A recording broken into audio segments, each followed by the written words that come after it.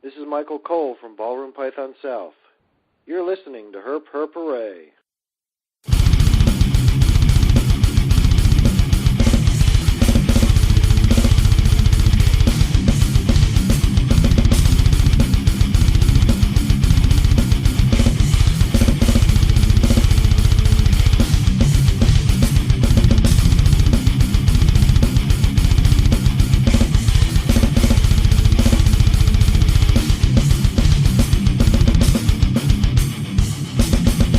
It says here we should work in teams. I tend to think of myself as a one-man wolf pack. You're about to enter Information Overload, a worldwide transmission with Herp Herp Hooray's featured Breeder of the Week. Here's your host, Jason Rossi. Welcome back, ladies and gentlemen, to another episode of Herp Herp Hooray. I'm your host, Jason Rossi. We are streaming live on herpherphooray.com. We just launched our forum a few weeks ago. Just go on over there and register and start sharing with us. We also got a e-magazine that we'll be sending out monthly with great information and the latest news, some jokes, and a lot more. So just go on over to herpherphooray.com and sign up and start sharing your stuff and your breeding. This week's featured breeder of the week is the third host of Python Hunters.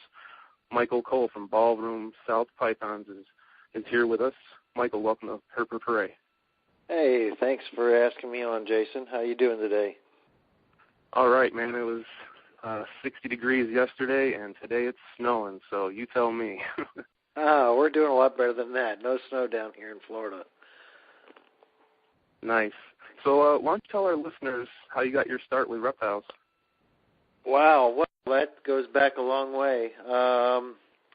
Let's see, I guess I was probably about 4 years old when my dad brought in my first pet snake.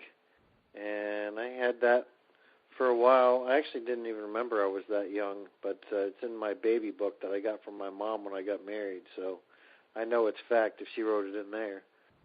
But my dad liked reptiles, and so I kind of got it from him, and I've never looked back. You know, all my life I've been fascinated by them, and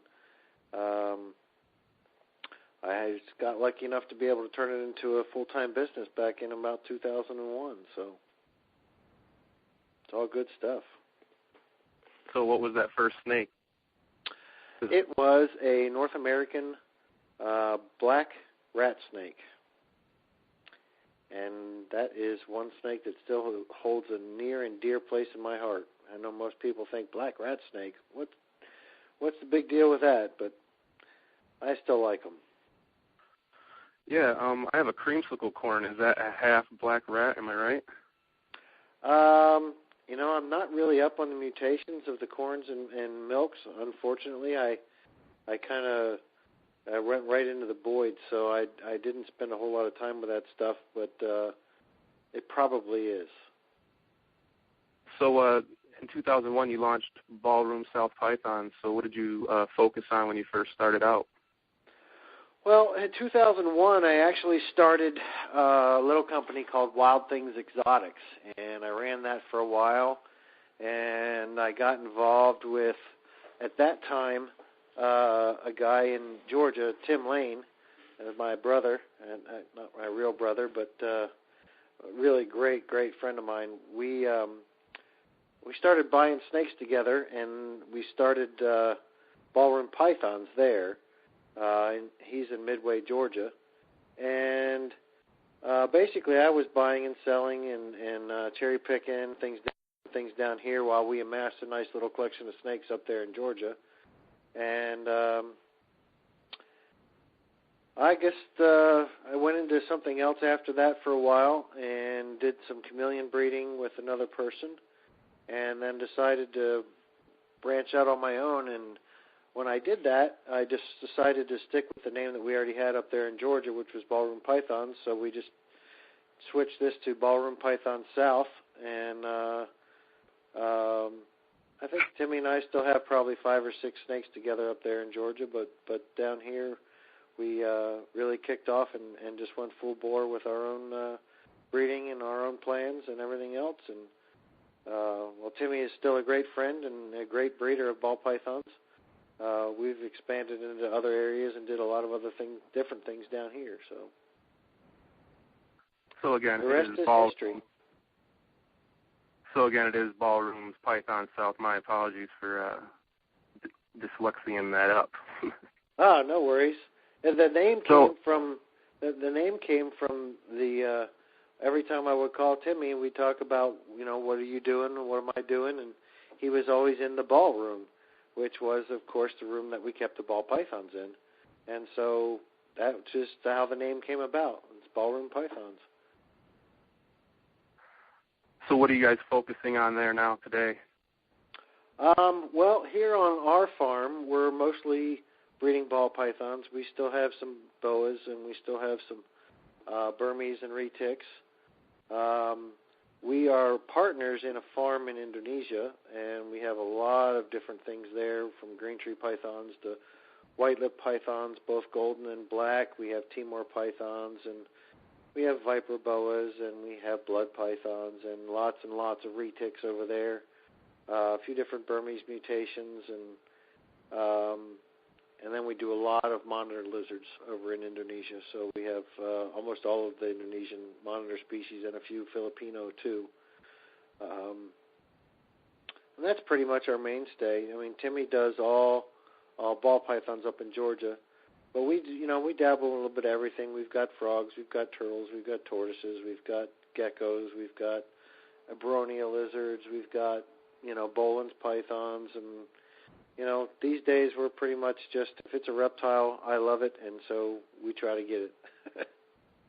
So are you importing from your other facility? Yes, that's the only imports that I do are from the facility in Indonesia. Well, that's outstanding. So switching it up to python hunters, we've had Greg on, we've had Sean on, and we've got their responses to not being picked up for another season. I'd like to get your take on their decision on not picking up python hunters for another season. Well, we had some issues with our production company, and our production company had some issues with Nat Geo, and I think that there's a lot to blame there, just between the bad blood between the production company and Nat Geo Wild. TV's a fickle thing. They had a new program director come in Nat Geo Wild, and he changed things up a little bit.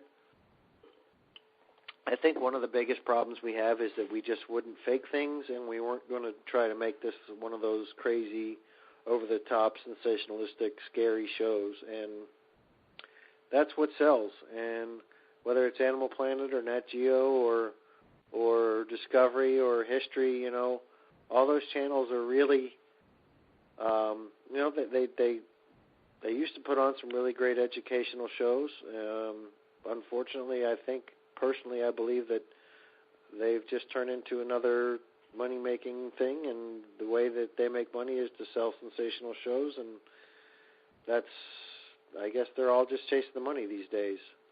So I think our show kind of, with the lack of crap that we put into it, and just the truth and what we actually found and what we saw, didn't always play to what they wanted for sensationalism. And unfortunately, that didn't necessarily bring us to season 3 or a season 4, but we had a great time doing the show. Truth be told, season 1 was all we really needed. We needed to educate the world about the Burmese pythons in the Everglades, and we figured that was the best way to do it. I think we really hit a slam dunk with that in season 1. And season 2 and season 3, we just got to play a little bit. So I'm disappointed that they didn't pick it up, but at the same time, I'm really happy that we got the opportunities that we did. So they wanted fake real TV, not the real deal. Well, what they really want is they want over the top. They want scary. They want sensational. They want, they want somebody to be scared. They want us to scare the audience. They want, death-defying, and they want to talk up everything. I think we corrected. We had actually edit rights on our show, which is unheard of in the industry. But